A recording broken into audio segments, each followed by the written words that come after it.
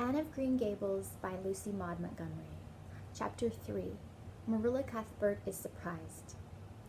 Marilla came briskly forward as Matthew opened the door. But when her eyes fell on the odd little figure in the stiff, ugly dress with the long braids of red hair and the eager, luminous eyes, she stopped short in amazement. "Matthew Cuthbert, who's that?" she ejaculated. "Where is the boy?" "There wasn't any boy," said Matthew wretchedly. "There was only her." He nodded at the child, remembering that he had never even asked her name. "No boy? But there must have been a boy," insisted Marilla. "We sent word to Mrs. Spencer to bring a boy." "Well, she didn't. She brought her. I asked the station master, and I had to bring her home. She couldn't be left there no matter where the mistake had come in." "Well, this is a pretty piece of business," ejaculated Marilla. During this dialogue, the child had remained silent, her eyes roving from one to the other, all the animation fading out of her face. Suddenly, she seemed to grasp the full meaning of what had been said. Dropping her precious carpet-bag, she sprang forward a step and clasped her hands. "You don't want me," she cried. "You don't want me because I'm not a boy. I might have expected it. Nobody ever did want me. I might have known it was all too beautiful to last. I might have known nobody really did want me. Oh, what shall I do? I'm going to burst into tears." Burst into tears she did. Sitting down on a chair by the table, flinging her arms out upon it and burying her face in them, she proceeded to cry stormily. Marilla and Matthew looked at each other deprecatingly across the stove. Neither of them knew what to say or do. Finally, Marilla stepped lamely into the breach. Well, there's no need to cry so about it." "Yes, there is need." The child raised her head quickly, revealing a tear-stained face and trembling lips. "You would cry, too, if you were an orphan and had come to a place you thought was going to be home and found that they didn't want you because you weren't a boy. Oh, this is the most tragical thing that ever happened to me." Something like a reluctant smile, rather rusty from long disuse, mellowed Marilla's grim expression. "Well, don't cry any more. We're not going to turn you out of doors tonight. You'll have to stay here until we investigate this affair. What's your name?" The child hesitated for a moment. "Will you please call me Cordelia?" she said eagerly. "Call you Cordelia? Is that your name?" "No, it's not exactly my name, but I would love to be called Cordelia. It's such a perfectly elegant name." "I don't know what on earth you mean. If Cordelia isn't your name, what is?" "Anne Shirley," reluctantly faltered forth the owner of that name. "But oh, please do call me Cordelia. It can't matter much to you what you call me, if I'm only going to be here a little while, can it? And Anne is such an unromantic name." "Unromantic fiddlestick," said the unsympathetic Marilla. "Anne is a real good, plain, sensible name.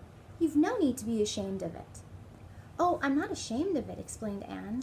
"Only I like Cordelia better. I've always imagined that my name was Cordelia. At least I always have of late years. When I was young, I used to imagine it was Geraldine, but I like Cordelia better now. But if you call me Anne, please call me Anne spelled with an E." "What difference does it make how it's spelled?" asked Marilla, with another rusty smile as she picked up the teapot. "Oh, it makes such a difference. It looks so much nicer. When you hear a name pronounced, can't you always see it in your mind just as if it was printed out? I can.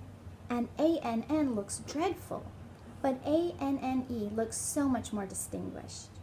If you'll only call me Anne spelled with an E, I shall try to reconcile myself to not being called Cordelia." "Very well then, Anne spelled with an E. Can you tell us how this mistake came to be made? We sent word to Mrs. Spencer to bring us a boy. Were there no boys at the asylum?" "Oh, yes, there was an abundance of them. But Mrs. Spencer said distinctly that you wanted a girl about 11 years old, and the matron said she thought I would do. You don't know how delighted I was. I couldn't sleep all last night for joy. Oh," she added reproachfully, turning to Matthew, "why didn't you tell me at the station that you didn't want me and leave me there? If I hadn't seen the White Way of Delight and the Lake of Shining Waters, it wouldn't be so hard." "What on earth does she mean?" demanded Marilla, staring at Matthew. She's just referring to some conversation we had on the road," said Matthew hastily. "I'm going out to put the mare in, Marilla. Have tea ready when I come back." Did Mrs. Spencer bring anybody over besides you? Continued Marilla when Matthew had gone out. She brought Lily Jones for herself. Lily is only 5 years old and she's very beautiful and had nut brown hair. If I was very beautiful and had nut brown hair, would you keep me? No. We want a boy to help Matthew on the farm. A girl would be of no use to us. Take off your hat. I'll lay it and your bag on the hall table. Anne took off her hat meekly. Matthew came back presently, and they sat down to supper. But Anne could not eat. In vain she nibbled at the bread and butter and pecked at the crab-apple preserve out of the little scalloped glass dish by her plate. She did not really make any headway at all. "You're not eating anything," said Marilla sharply, eyeing her as if it were a serious shortcoming. Anne sighed. "I can't. I'm in the depths of despair." "Can you eat when you are in the depths of despair?" "I've never been in the depths of despair, so I can't say," responded Marilla. "Weren't you? Well, did you ever try to imagine you were in the depths of despair?" "No, I didn't." "Then I don't think you can understand what it's like. It's a very uncomfortable feeling indeed. When you try to eat, a lump comes right up in your throat, and you can't swallow anything, not even if it was a chocolate caramel. I had one chocolate caramel once 2 years ago, and it was simply delicious. I've often dreamed since then that I had a lot of chocolate caramels, but I always wake up just when I'm going to eat them. I do hope you won't be offended because I can't eat. Everything is extremely nice, but still I cannot eat." "I guess she's tired," said Matthew, who hadn't spoken since his return from the barn. "Best put her to bed, Marilla." Marilla had been wondering where Anne should be put to bed. She had prepared a couch in the kitchen chamber for the desired, unexpected boy, but although it was neat and clean, it did not seem quite the thing to put a girl there somehow. But the spare room was out of the question for such a stray waif, so there remained only the East Gable room. Marilla lighted a candle and told Anne to follow her, which Anne spiritlessly did, taking her hat and carpet bag from the hall table as she passed. The hall was fearsomely clean. The little gable chamber in which she presently found herself seemed still cleaner. Marilla set the candle on a 3-legged, 3-cornered table and turned down the bedclothes. "I suppose you have a nightgown?" she questioned. Anne nodded. "Yes, I have 2. The matron of the asylum made them for me. They're fearfully skimpy. There's never enough to go around in an asylum, so things are always skimpy, at least in a poor asylum like ours. I hate skimpy nightdresses, but one can dream just as well in them as in lovely trailing ones, with frills around the neck. That's one consolation. Well, undress as quick as you can and go to bed. I'll come back in a few minutes for the candle. I daren't trust you to put it out yourself. You'd likely set the place on fire." When Marilla had gone, Anne looked around her wistfully. The whitewashed walls were so painfully bare and staring that she thought they must ache over their own bareness. The floor was bare, too, except for a round braided mat in the middle, such as Anne had never seen before. In one corner was the bed, a high, old-fashioned one with 4 dark, low-turned posts. In the other corner was the aforesaid 3-corner table, adorned with a fat red velvet pincushion, hard enough to turn the point of the most adventurous pin. Above it hung a little 6x8 mirror. Midway between table and bed was the window, with an icy white muslin frill over it, and opposite was the washstand. The whole apartment was of a rigidity not to be described in words, but which sent a shiver to the very marrow of Anne's bones.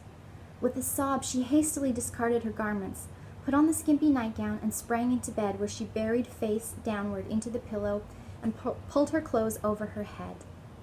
When Marilla came up for the light, various skimpy articles of raiment scattered most untidily over the floor, and a certain tempestuous appearance of the bed were the only indications of any presence save her own. She deliberately picked up Anne's clothes, placed them neatly on a prim yellow chair, and then, taking up the candle, went over to the bed. "Good night," she said, a little awkwardly, but not unkindly. Anne's white face and big eyes appeared over the bedclothes with a startling suddenness.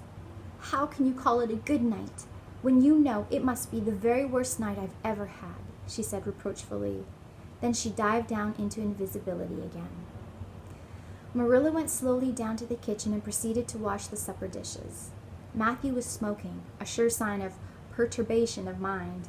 He seldom smoked, for Marilla set her face against it as a filthy habit, but at certain times and seasons he felt driven to it, and then Marilla winked at the practice, realizing that a mere man must have some vent for his emotions. "Well, this is a pretty kettle of fish," she said wrathfully. "This is what comes of sending word instead of going ourselves. Richard Spencer's folks have twisted the message somehow. One of us will have to drive over and see Mrs. Spencer tomorrow, that's certain. This girl will have to be sent back to the asylum." "Yes, I suppose so," said Matthew reluctantly. "You suppose so? Don't you know it?" "Well now, she's a real nice little thing, Marilla. It's kind of a pity to send her back when she's so set on staying here." "Matthew Cuthbert, you don't mean to say you think we ought to keep her?" Marilla's astonishment could not have been greater if Matthew had expressed a predilection for standing on his head. "Well now, no, I suppose not." "Not exactly," stammered Matthew, uncomfortably driven into a corner for his precise meaning. "I suppose we could hardly be expected to keep her." "I should say not. What good would she be to us?" "We might be some good to her," said Matthew suddenly and unexpectedly. "Matthew Cuthbert, I believe that child has bewitched you. I can see as plain that you want to keep her." "Well now, she's a real interesting little thing," persisted Matthew. "You should have heard her talk coming from the station." "Oh, she can talk fast enough, I saw that at once. It's nothing in her favor either. I don't like children who have so much to say. I don't want an orphan girl, and if I did, she isn't the style I'd pick out. There's something I don't understand about her. No, she's got to be dispatched straightway back to where she came from." "I could hire a French boy to help me," said Matthew, "and she'd be company for you." "I'm not suffering for company," said Marilla shortly, "and I'm not going to keep her." "Well now, it's just as you say, of course, Marilla," said Matthew, rising and putting his pipe away. "I'm going to bed." To bed went Matthew, and to bed, when she had put her dishes away, went Marilla, frowning most resolutely. And upstairs, in the east gable, a lonely, heart-hungry, friendless child cried herself to sleep. That is the end of Anne of Green Gables, Chapter 3.